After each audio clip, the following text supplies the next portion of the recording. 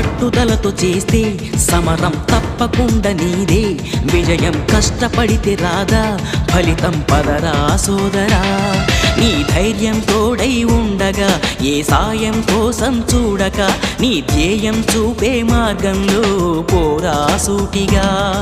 ఏనాడు వెనకడుగేయక ఏ అడుగు తడబడనీయక, నీ గమ్యం చేరేదాకా దూసుకుపోరా సోదరా.